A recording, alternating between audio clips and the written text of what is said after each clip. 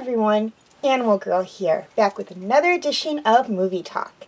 Now, just like last year, I thought it would be fun to, from here until maybe the first week in January, do some reviews on holiday movies, particularly Christmas movies, as I have a ton of them to do a review on. So this week's movie is Samantha, an American Girl Holiday. Samantha's prim and proper grandmary is raising her to be a young lady, but her life starts changing on the day she meets Nellie O'Malley, the servant girl next door. Though they come from completely different worlds, they become fast friends, facing happiness and sorrow, adventure and danger together. But nothing can prepare them for the life-altering surprises that await them this holiday season. Okay, highlights of the movie.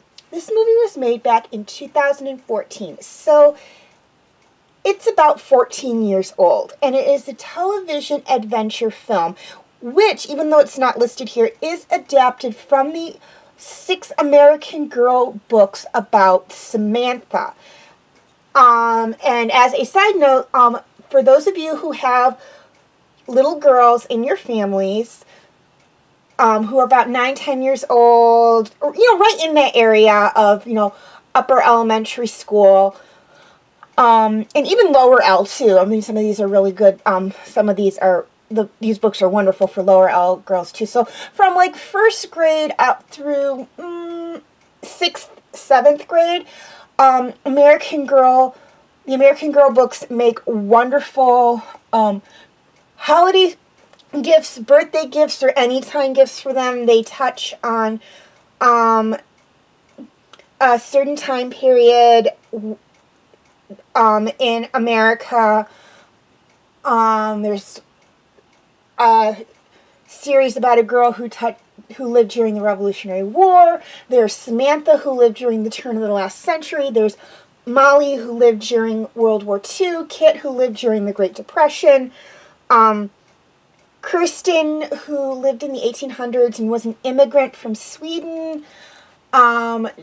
Josephine, who is Hispanic. Addie, who lived during the Civil War.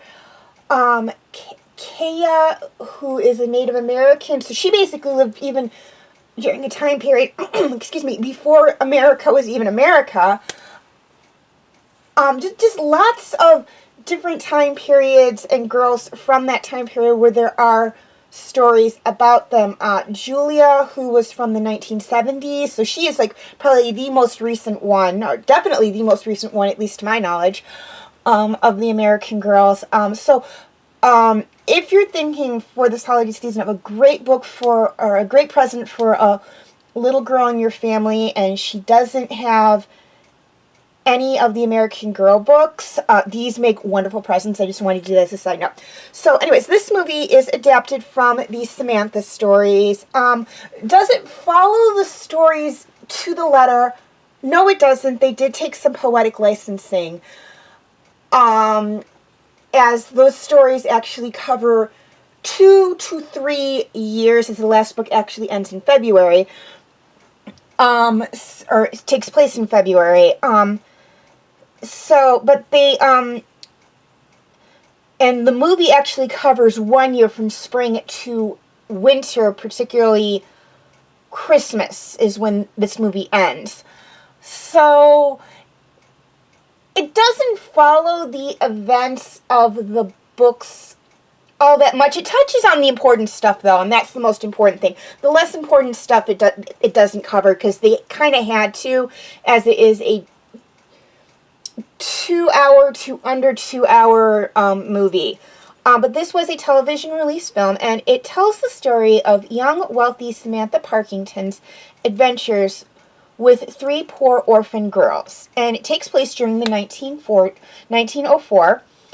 And this was a time period in America, for those of you who are not yet there in American history, or who need to brush up on American history, when there was big changes in America.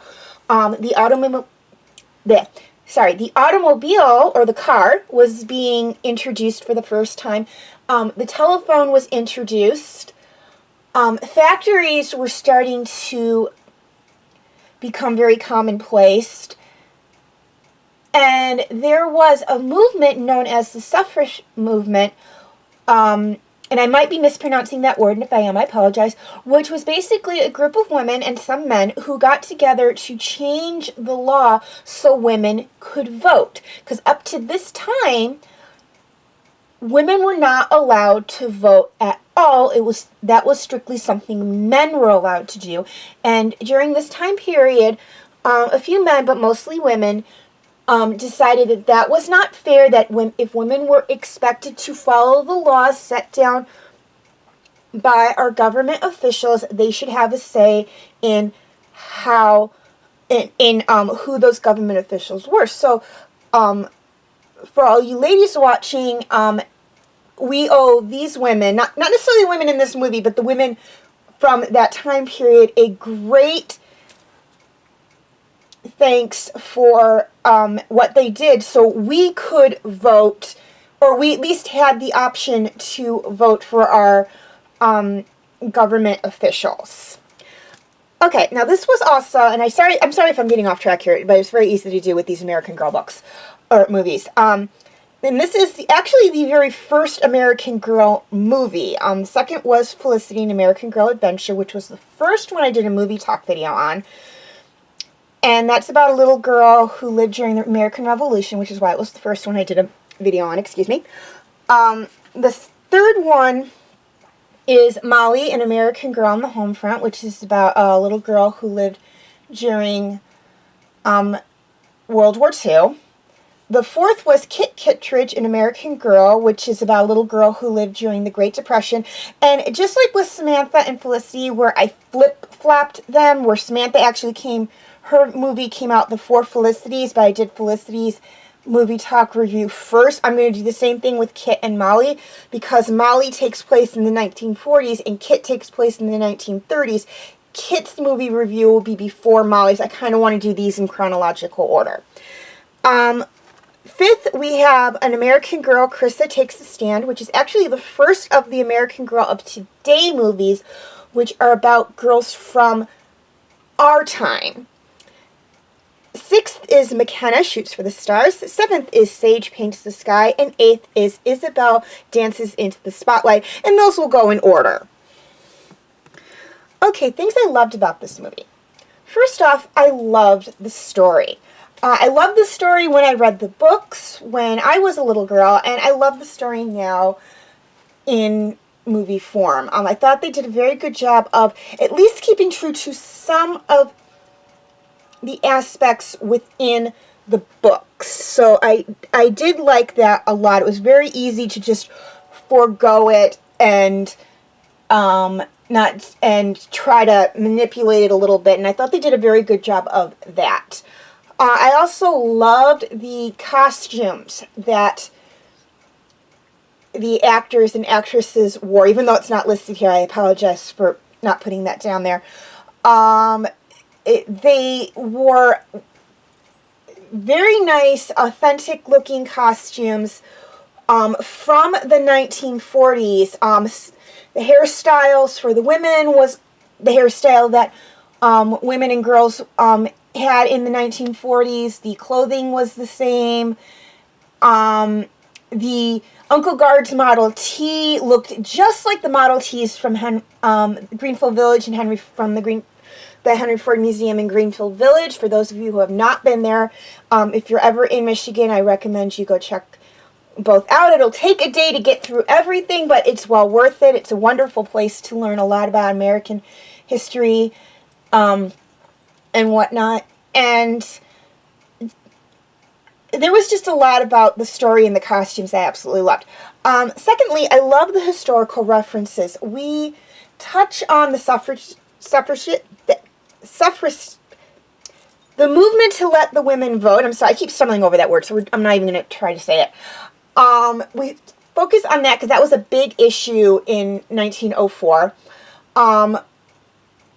We touch on a lot of modern conveniences that we still have today. The car, the telephone, the shower, factories. We still have all those things today. Some of them are a little different than what we have, like the phone back in 1904. First off, not everybody had a phone back in 1904. I know, big shocker, no, not every house had a phone, but it was true back in 1904, not every house had a telephone, and not everyone had a personal phone back then. There was no such thing as a cell phone back in 1904. The telephone was actually in its infancy. When you picked it up, you had to turn a crank, and you didn't call that person's house. You were connected to an operator, and then you told the operator who you wanted to talk to. You would say, yes, I would like to talk to so-and-so on this street, and she would connect you to that house. You couldn't just dial a number and be like, oh, hey, and start talking. You had to actually tell the operator who you were talking to. They didn't actually have phone numbers at that point in time because the phone was in its infancy at that time. We also had the Model T, or the car, which was fairly new in 1904. And it's fairly different from the cars we have nowadays. They didn't have a radio. And again, just like with the phone, not everyone had a car back in 1904. The horse-drawn carriage was still predominantly the most popular form of transportation, but the car was newer, so a lot of people who were into what was new and could actually afford it had cars, like Samantha's Uncle Guard. So that was fairly new, but with the car, it was not closed in like our cars are now, or the majority of our cars are now. It was open-aired, and you had to wear like goggles and stuff to protect your eyes from the dust and debris as well, because you didn't have a windshield to do that. So fairly different. Again, the car was in its infancy at this point in time. So again, like the phone, it made a lot of improvements between then and now. The shower, pretty much straightforward. I don't think the shower changed much from then and now. Factories, again, were fairly big. We were moving away at that point in time from handmade goods, predominantly everything handmade goods, to predominantly factory-made goods. One of the big things that they touch on in this movie with the factories, though, is that factory work was not nice at that time. And for those of you who work in factories and say, well, it's really not nice now, back then it was even worse. They didn't take worker safety into consideration. If you got injured, you lost whatever money you were going to make after that. If you got injured while a machine was broken, it was taken out of your pay. Children were working in these factories and they got hurt, injured, killed. They didn't have time to go to school or play or anything. So the factory conditions at this point in time were actually very horrific. We have made some massive improvements in that aspect on that. Children are not the primary workers in factories. I know there are some factories where kids do work, but predominantly it's adult men and women who work in factories nowadays. There are a lot of safety protocols in play to keep the workers safe, and we now have unions, yay unions, which make sure that the workers are getting a fair shake from the company. Back then they didn't have unions at that point.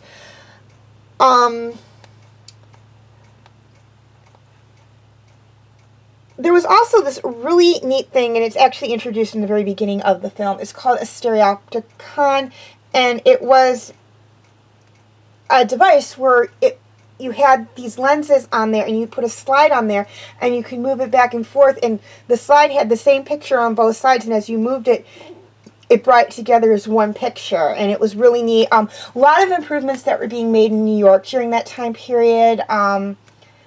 The subway was being installed at that time.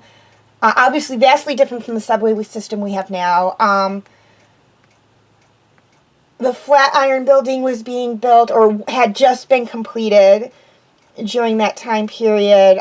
So a lot of big improvements in New York as well during this time period. And again, that's all historical references. I love those. I could spend a good couple of hours talking on all the historical references within this movie, but I don't want to make this a very long video. Lastly, I loved the ending. Now, this is a movie for kids, particularly little girls, so of course this is going to end on somewhat of a happy note. So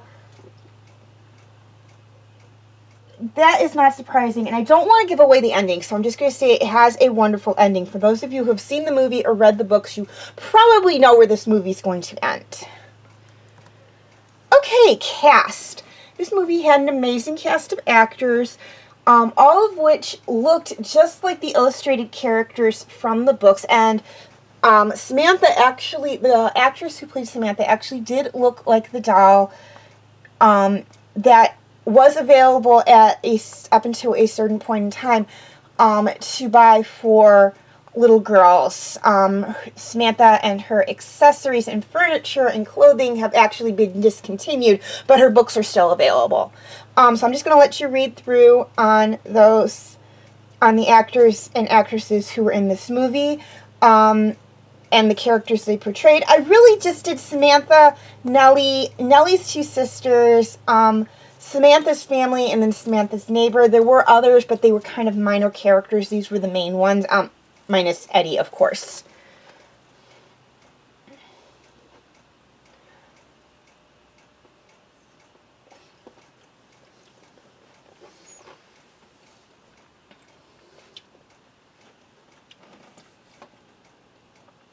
Oh, and for those of you who are wondering, Grand Mary is not a typo. That is what she was called in the movies and in the books.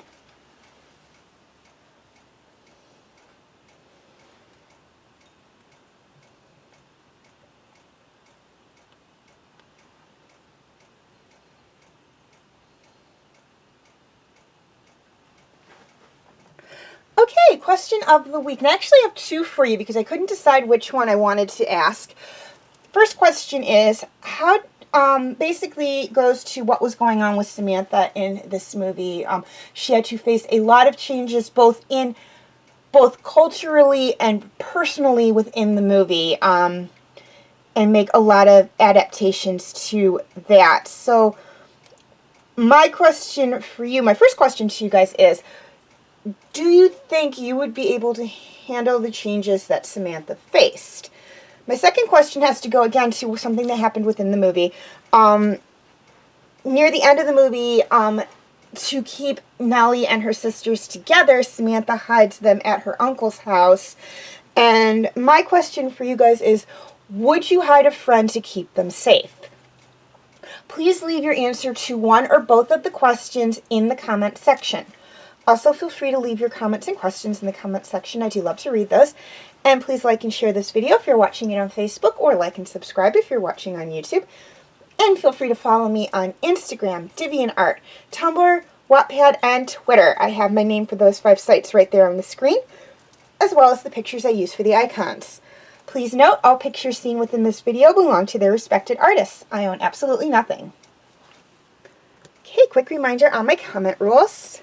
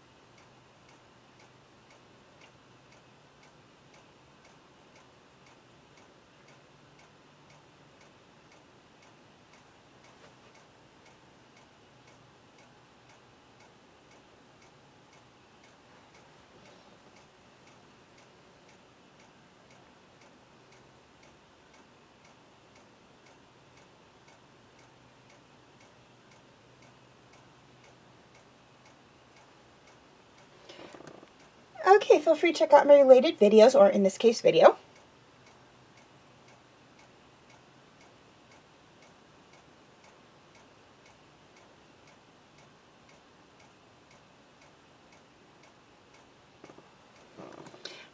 My other movie talk videos.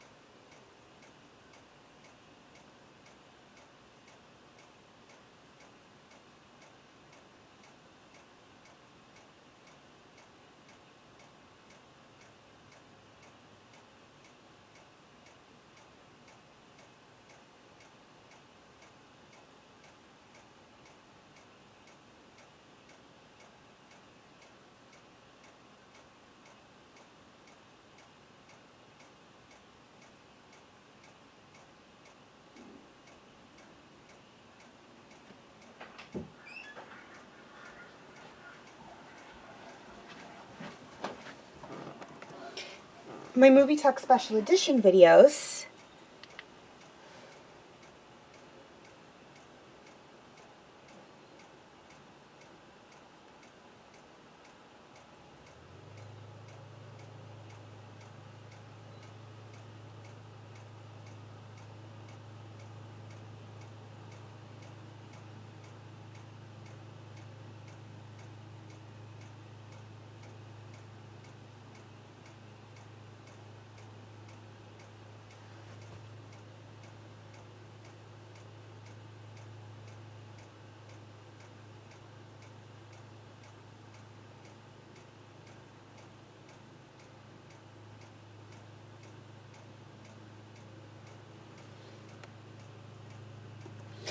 And my other videos.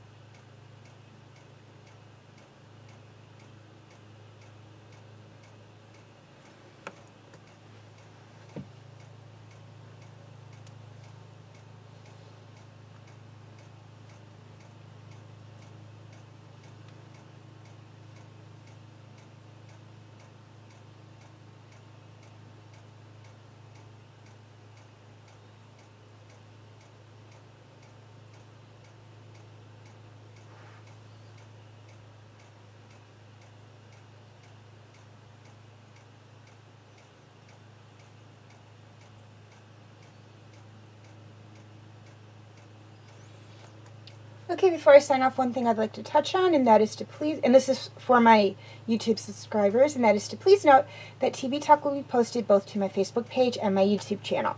If you'd like to see any of the backlogged videos on TV Talk that are not on YouTube, you can feel free to check them out on my Facebook page. I will have the link in the description section, and I will also have a link in the description section for my pages on Instagram, Wattpad, DivantArt, Twitter, and Tumblr as well. I'm sorry for not mentioning that until this point. And just to make it a little easier on you guys, here is a list of all the TV shows I've either done TV talk videos on or I'm currently doing TV talk videos on.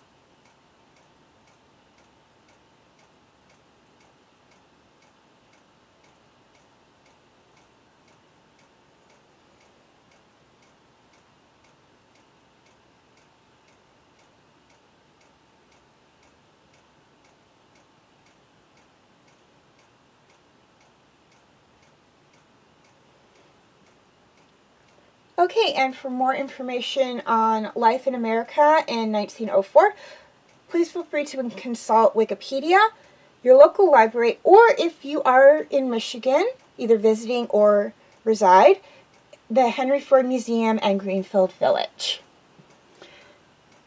As always, thank you for watching, and have a very nice day.